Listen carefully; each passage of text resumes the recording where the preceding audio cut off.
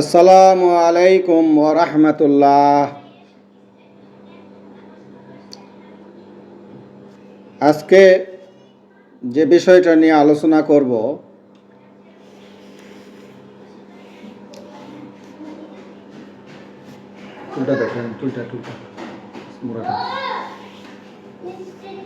সেটা হলো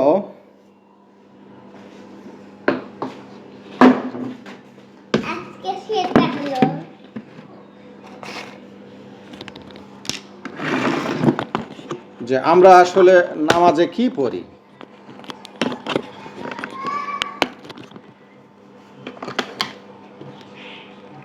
নামাজে আমরা আসলে কি পড়ি সেটা নিয়ে অনেক কৌতূহল, অনেক প্রশ্ন, অনেক রকমের কথাবার্তা শোনা যায়। যেমন সূরা কাউসার, আমরা সূরা কাউসার পাঠ করি নামাজে।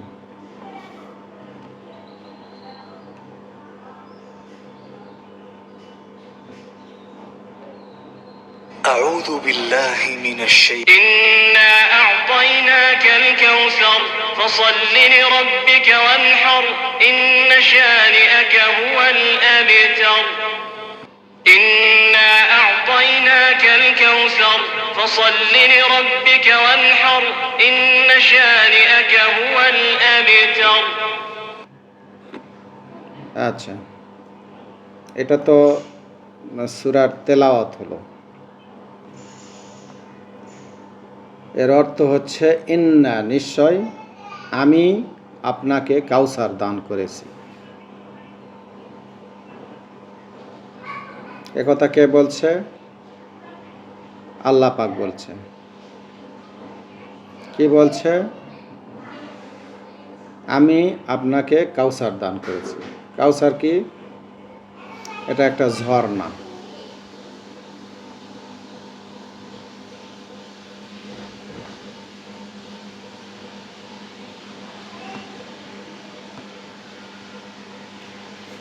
এখন এই কাউসার দানকারী আল্লাহ পাক কাকে দিয়েছেন?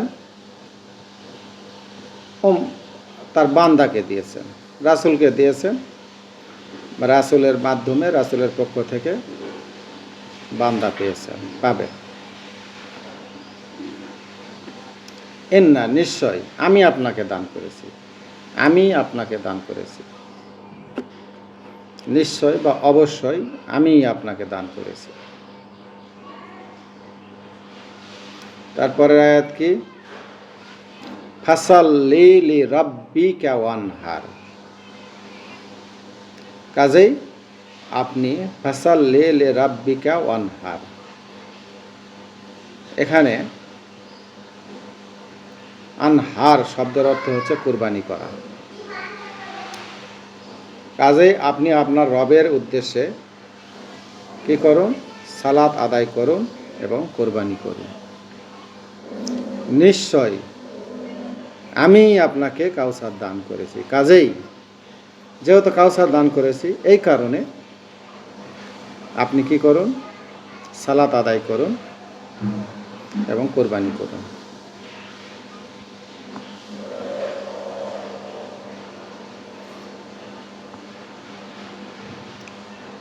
ফাসাল্লি রাব্বিকা ওয়ানহার, রবের উদ্দেশ্যে সালাত। ফাসাল্লি, সালাত, রাব্বিকা ওয়ানহার, আনহার, কুরবানি করুন। তারপরে কি বলছেন?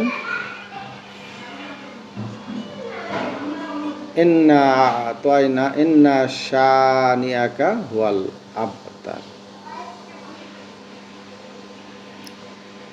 নিশ্চয়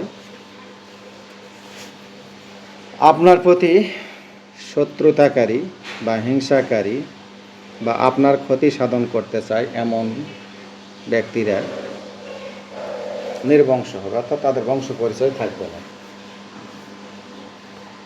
তারা নিশ্চিহ্ন হয়ে যাবে।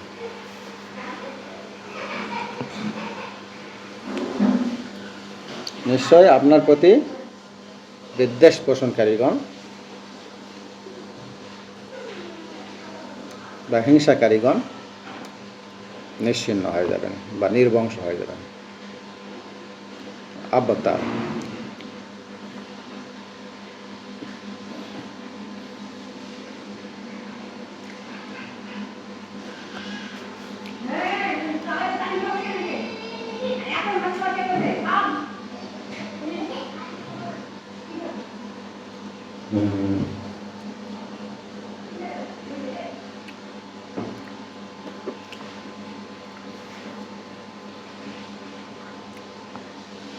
এখন প্রশ্ন হয়েছে, এই কথাটা কার উদ্দেশ্যে বলা হচ্ছে?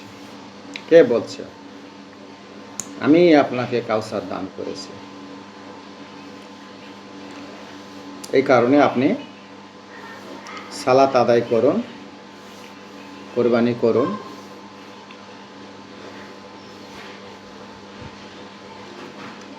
আপনার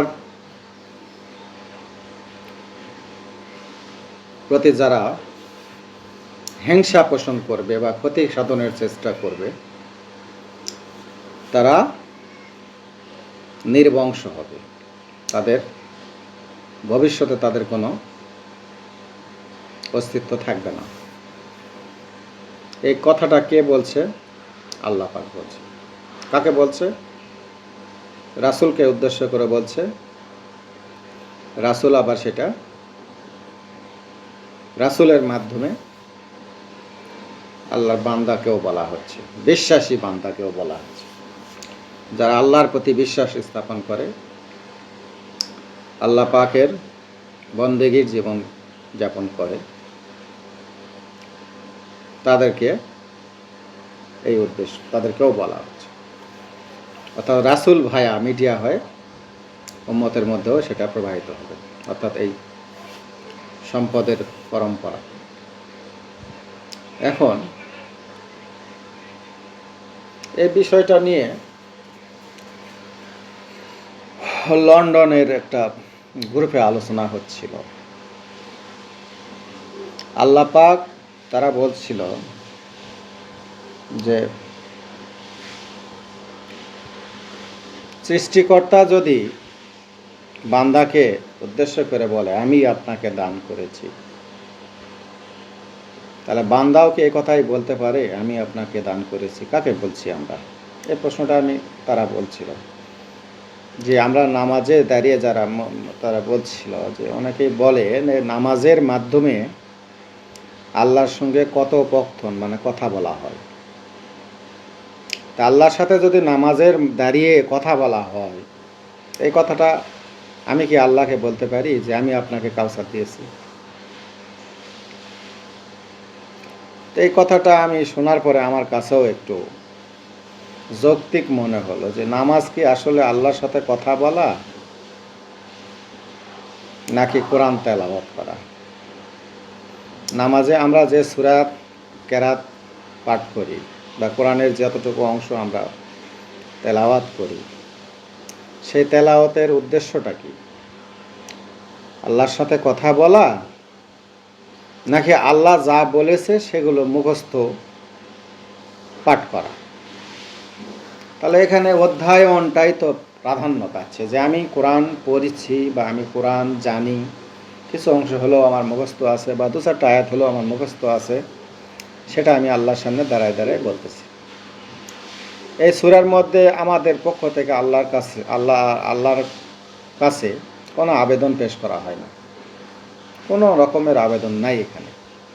এই কথাটা আল্লাহ পাক বান্দাকে উদ্দেশ্য করে বলছে যে আমি আপনাদেরকে বা আপনাকে কুরসি দান করেছি, কাউসার দান করেছি, কাজেই এটার বিনিময় হিসাবে আপনারা সালাত আদায় করুন এবং কোরবানি করুন, ত্যাগ করতে থাকুন। আল্লাহ পাকের ইবাদত বন্দেগী করতে গেলে অনেক সময় সময়ের ঘাটতি হয়, পার্থিব কাজে কিছু সমস্যা হয়, এগুলো ত্যাগের ব্যাপার। তো এই ত্যাগের প্রশ্ন আসে। আল্লাহ পাক বলছে এর বিনিময়ে আমি আপনাদেরকে আবার আপনাকে কাউসার দান করব। এই কথা আল্লাহ আমাদেরকে বলছে। তো সালাতে যদি আল্লাহ পাকের সাথে কথা বলা হয়, তাহলে আমি কি আল্লাহ পাককে বলতেছি আমি আপনাকে কাউসার দিব আল্লাহ, এরকম ব্যাপারটা হয়ে যাচ্ছে না? এই প্রশ্নটা ওখানে উঠছিল, যে লন্ডনের যে গ্রুপটাতে, তারপরে আরও অনেক যে মারুফতের লাইন যারা কথা বলে, অনেক আলেম ওলামা যারা মারুফতের লাইন, মানে বিশেষ করে যারা পীরপন্থী,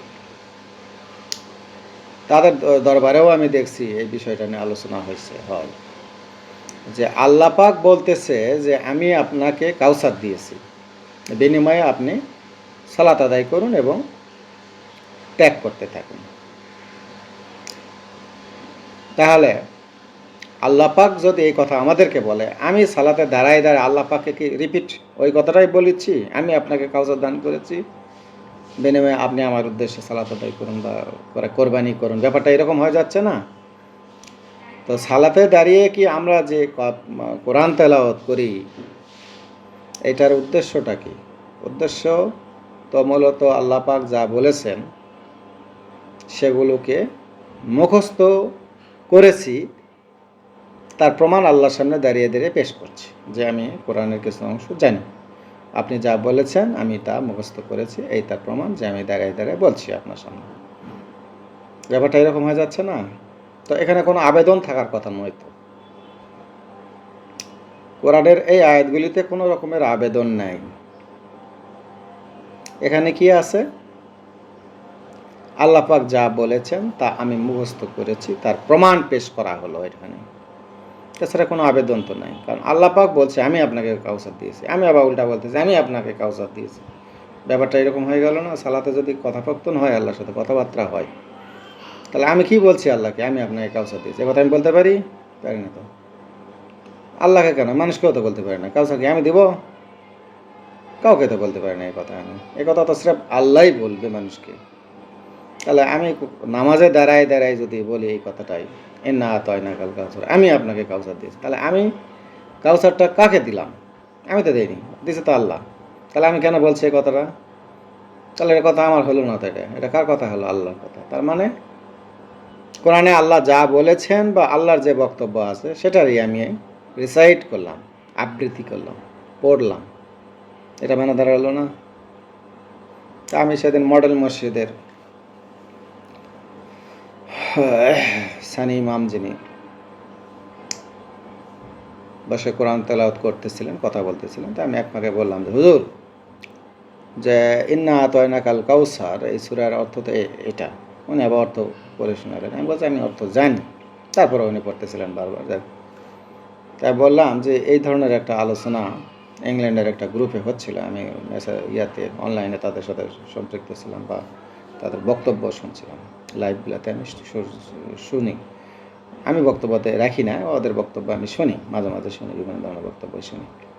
তো ওখানে এই ধরনের একটা আলোচনা হচ্ছিল যে মুসলমানরা, তারাও মুসলমান, কিছুটা মানে সংশয়বাদী আর কি। তো বলছিল যে